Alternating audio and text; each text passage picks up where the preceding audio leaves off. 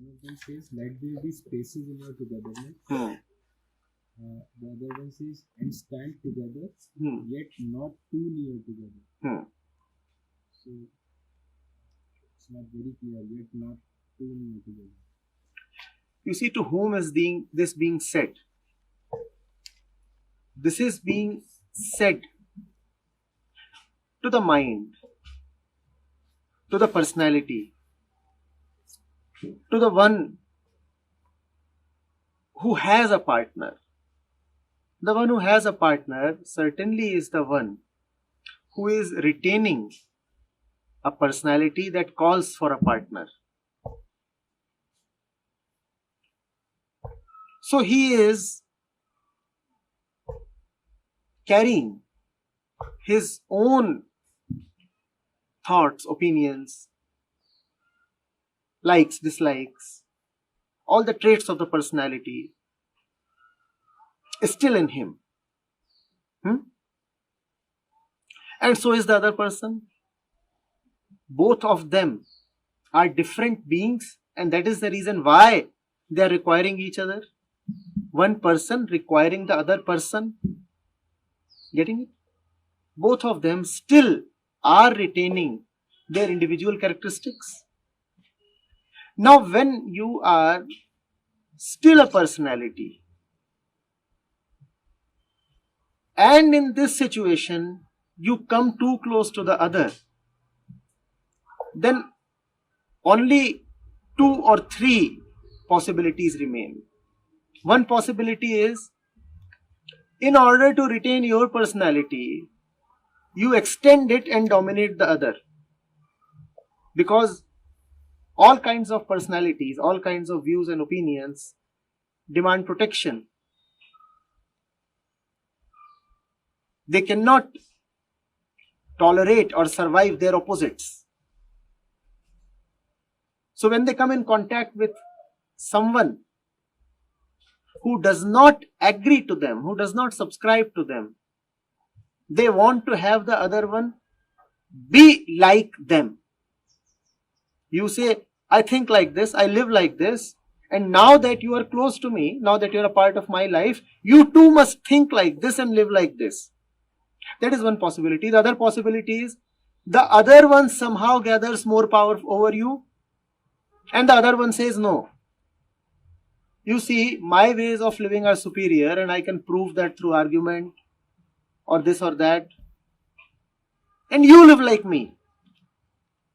And the third possibility is, these two remain in continuous friction. The game of dominance keeps continuing.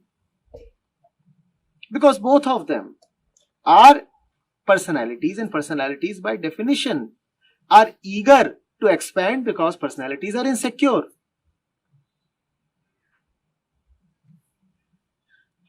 Even the most liberal of personalities cannot tolerate disagreement beyond a point.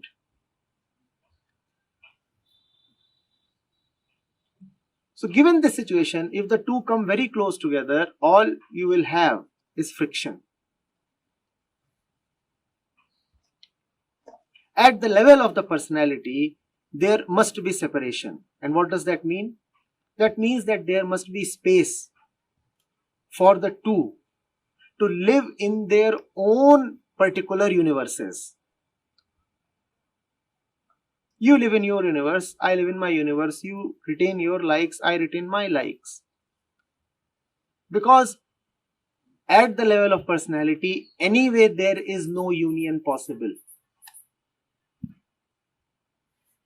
And if you try to enforce a union, it would result in even more suffering and tragedy. You are trying to bring two incompatibles unnecessarily together. And mind you, no personality is compatible with another personality. As long as you are a personality, you cannot really be compatible with any personality. It is not a matter of type. Because all personalities, I repeat, want their own protection, furtherance, continuation. Personality is ego.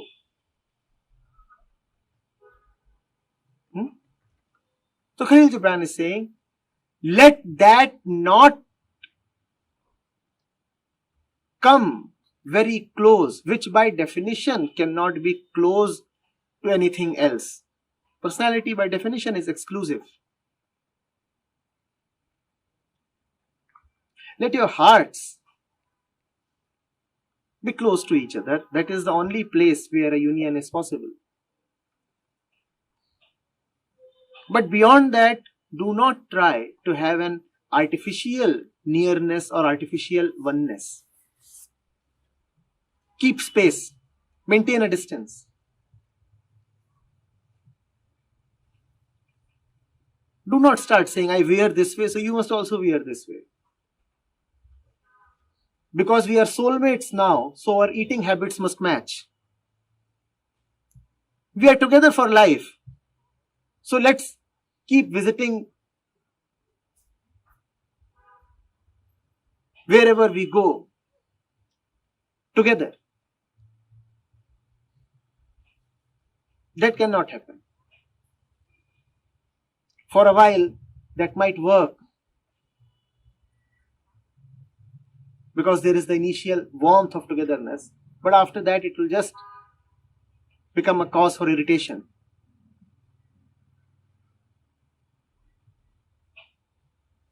Is Khalil Gibran saying that you must maintain a distance with your loved one?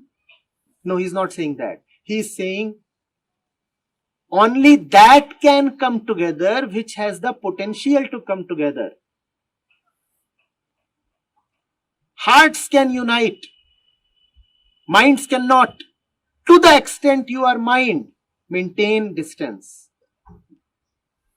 To the extent you are a personality, maintain a space. And to the extent you are the heart, merge into the other. Be totally one with the other.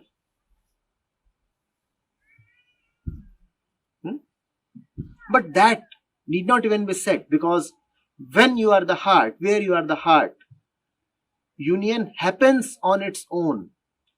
It is inevitable. It's like water meeting water. Just happens.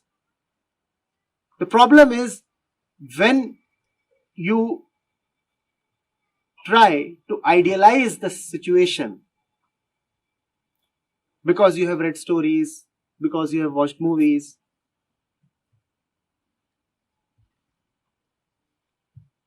and you say that there must be convergence, oneness, unity, even in places where it is not possible.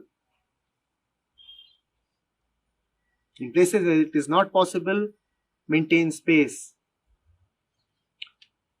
Maintain a dignified distance.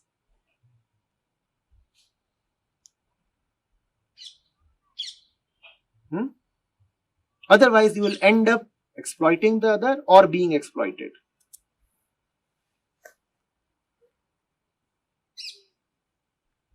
As human beings, we all are very different in many ways. At the level of body, at the level of mind, we are all very different.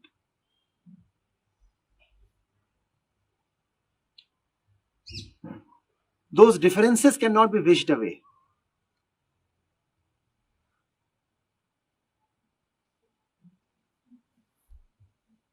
Every personality has a pattern.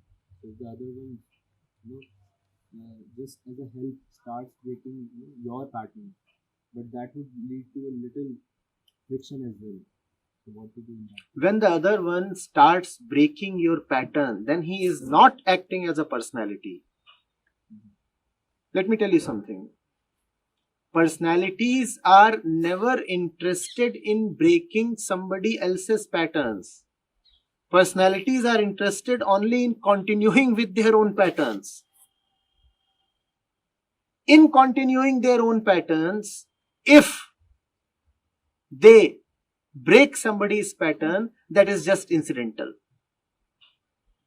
That is never really their intention, because the personality can never be so compassionate.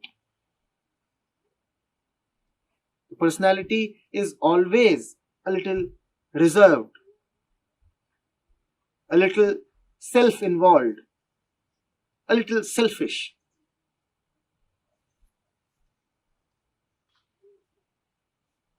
To really be in a position where you can look at the other's patterns and challenge them, you should have first looked at your own patterns and challenged them. And if you have done that, then anyway you are not acting as a personality, because challenging and breaking patterns is the work of the heart, not the work of the mind or the person. So, in the job of pattern breaking,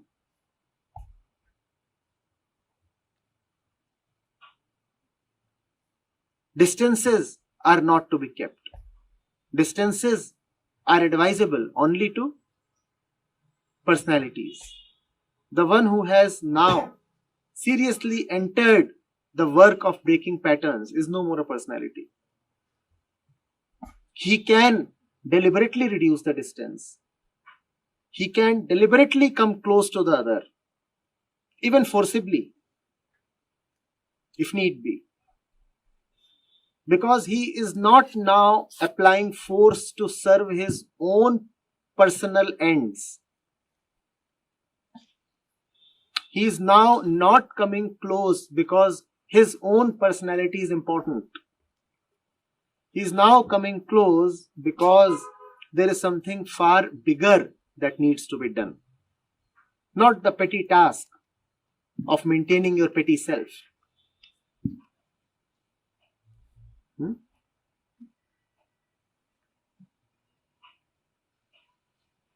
When we are saying to the extent to which I Yes. mind wants to comprehend this.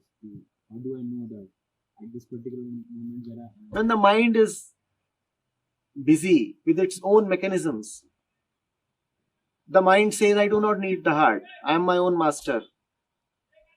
I am quite clever and smart. I do not need to listen.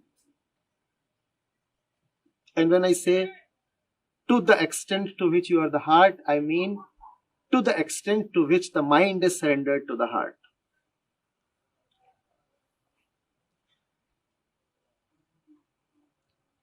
Surrendering of mind to heart does not mean anything outlandish.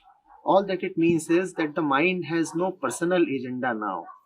Personal agendas are there only as long as there are personal insecurities. When the mind is no more afraid, no more in the need to preserve something or secure something, then the mind is left with no personal agenda. What will I do now? Nothing of my own to defend, nothing of my own to protect. No personal needs to fulfill. What to do now? Only one thing is left then. You poke your nose in others' affairs. That is called compassion.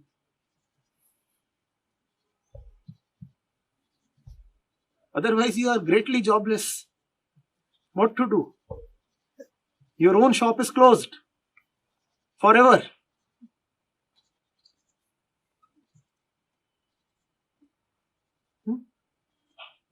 So you become a consultant, advising others on how to run their own shops.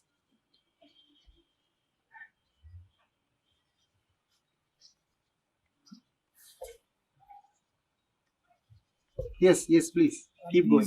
Are these words only for the man who has a partner, or is it a caution to the one who does not have a partner?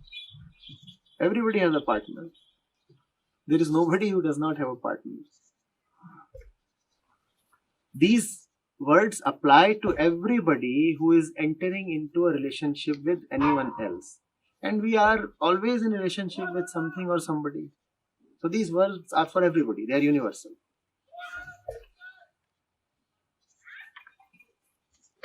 When you know that you are selfish, why unnecessarily enter somebody's life? Don't you know what you will do when you will enter somebody's life? You will use that somebody to further your own selfishness. Is that not obvious? Is that not obvious? The man wants praise from everybody. The man marries. What will he want his wife to do? Praise him. Simple. That's it. So maintain a distance. That's why Khalil Gibran is advising, maintain a distance. If you impose too much upon your wife, then the relationship will be just this. Keep praising me. Maintain a distance. You do not yet deserve to come too close. Just maintain a distance.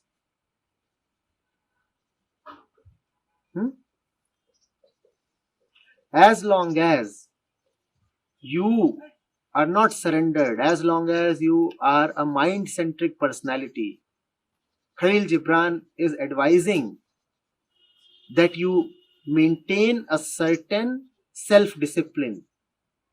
The self-discipline is, I do not deserve to go too close to anybody. That is a kind of penance. It's a kind of sadhana, tapasya. Given what I am, I do not deserve to touch somebody very deeply. I do not deserve to go too close to somebody. If I come too close to anybody, I'll just spoil the other one with my touch. Also, because I'm a personality, so I'm vulnerable. If I come too close to somebody, not only am I going to hurt, but I'm also going to become liable to hurt. I'll cause hurt and also get hurt.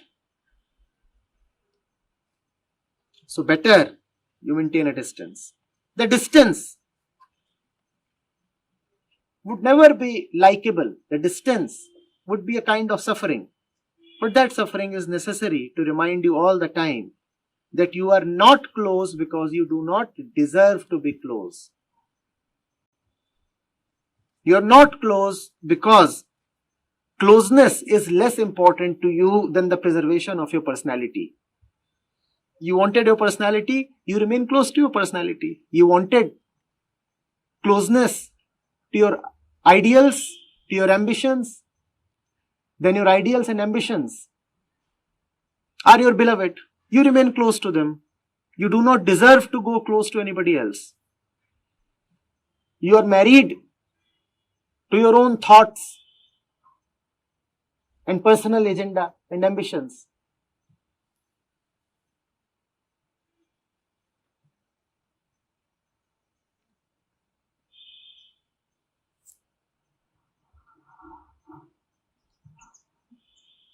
Your acquired self is your spouse. Now why do you need a husband or a wife?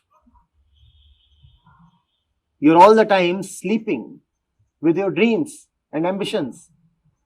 Why do you need another person to sleep with? Even in your dreams, all you see is dollars. So you already have a sleeping partner. Why do you need a wife now? So maintain a distance. Go to the other only when you have returned to your virginity. Only when you have returned to your simple purity.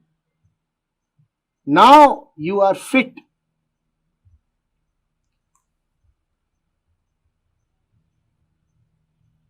to be close to anybody.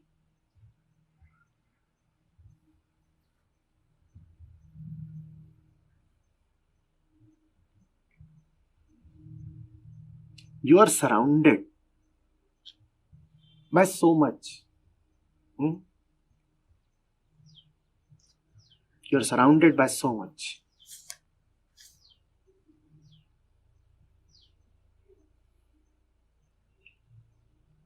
How is closeness anyway possible? You are surrounded by a lot. The other one too is surrounded by a lot. Even if you try to come close to each other, would closeness happen?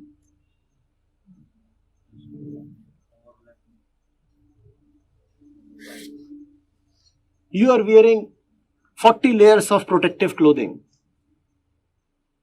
The other one is also wearing 40 layers of protective clothing, including 40 layers on the face. So 80 layers in between you and the other person. And the two of you are trying to kiss each other.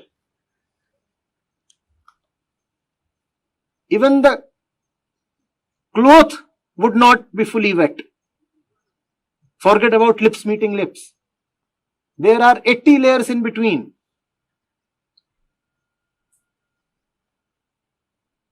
The distance is already there. Khalil Gibran is saying, acknowledge it. Do not try to enforce nearness. Because nearness is anyway not possible given what you are.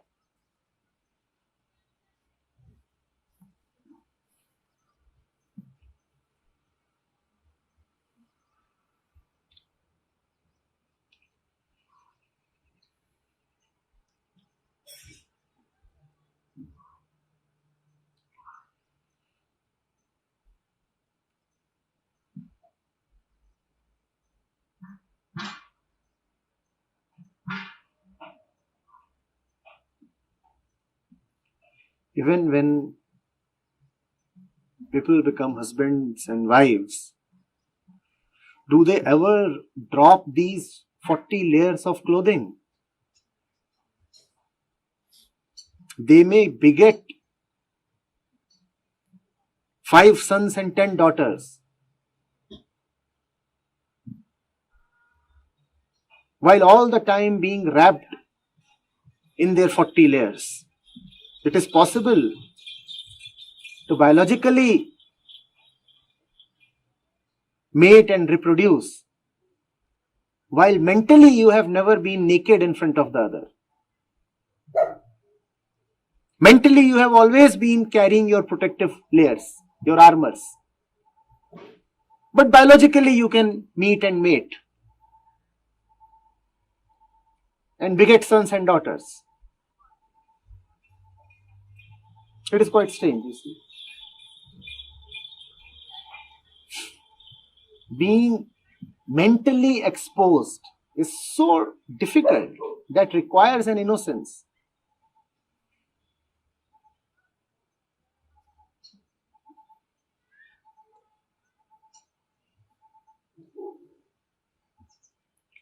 Pulling down your trousers does not make you naked.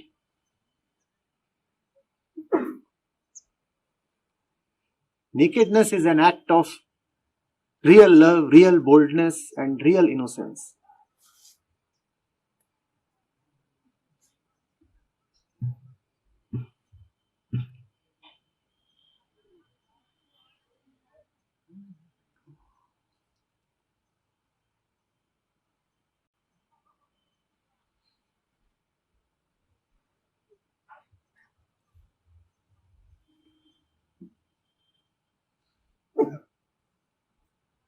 Just as we mentioned about children, so is it a warning towards physical reproduction as well? Yes, of course. Mostly our children do not arise from our love. They arise from our chemicals.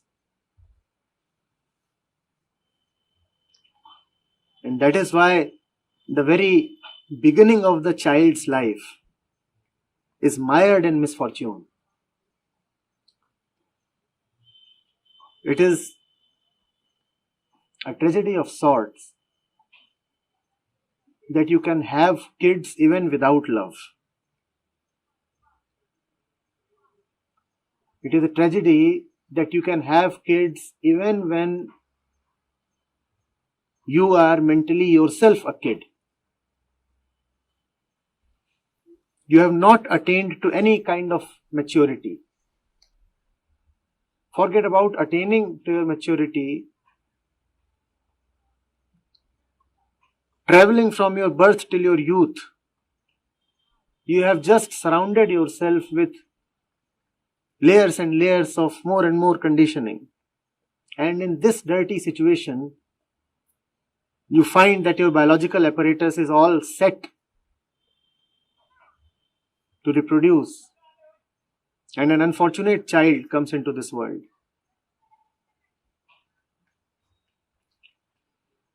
The husband, the wife, the father, the mother are wallowing in their own darkness. And now they have this child in front of them.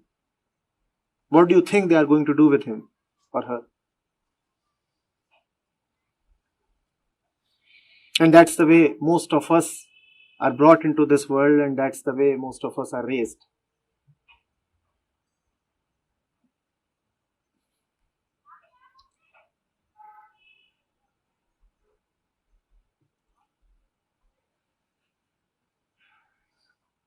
Rare is the man who has ever seen his wife naked, and rare is the wife who has ever seen her man naked.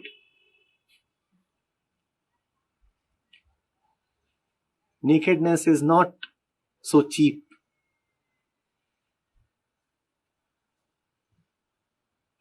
Nakedness is the height of spiritual ascension. To be naked means you must have the guts to peel off layer after layer, layer after layer. Like layers of an onion are peeled off. You must be able to peel off everything and then be left with just nothing. That is when you are naked. Now that is when you get the right to bring another life into this world. After you are firstly thoroughly clean yourself, now you have earned the rights to be a parent. The funny part is, those who have really earned the rights to be a parent are hardly ever interested in now becoming a parent. They are not interested at least in becoming a biological parent. They may now start taking many people as their sons and daughters, but they do not feel the need to have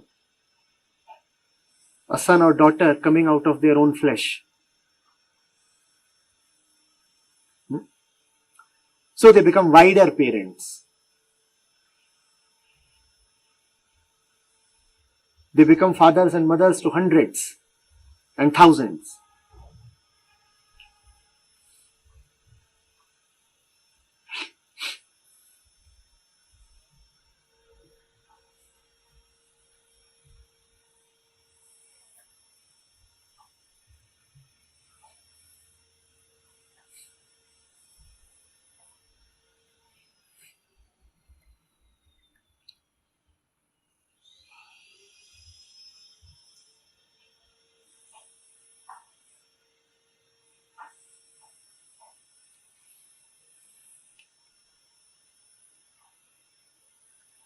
That is why in the next excerpt he is saying, your children are not your children. Your children are not your children. They come through you but not from you. Yes. But as long as you are the personality, it will be very difficult for you to accept that your children are not your children. Because personality always demands ownership. It is insecure. It wants to lay claim. It wants to be assured that whatever it possesses will not be snatched away. So it wants to say, my children are my children. I have a right over them. I have a right over them.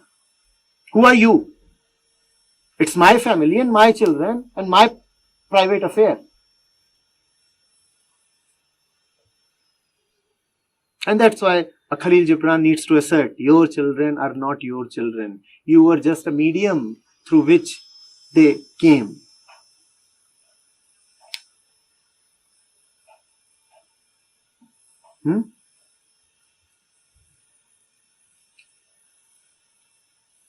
These were beautiful words. They come through you, but not from you. Not from you. They come through you, not from you. आपके द्वारा आए हैं, आपके द्वारा, आपके नहीं।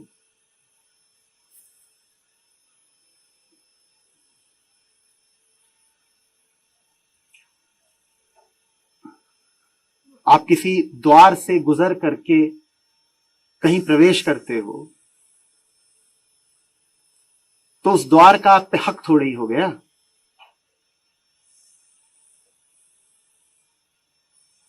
आप किसी द्वार से गुजर करके कहीं प्रवेश करते हो तो द्वार बोले देखो मेरे हैं, मुझसे ही तो निकले हैं, मुझसे ही तो निकले हैं। हाँ निकले हैं, उसी द्वार से निकले हैं, पर मूर्खता की बात लगेगी ना कि दरवाजा तुम्हें पकड़ रहा है। अब कह रहा देखो मुझसे निकले थे, मैं ना होता तो इस कक्ष में, और जो कक्ष है उसको आप संसार मान सकते हैं कि उस द्वार से निकल के आप संसार में प्रवेश करते हैं, मैं ना होता तो दुनिया में कैसे आते। मूर्खता की बात है।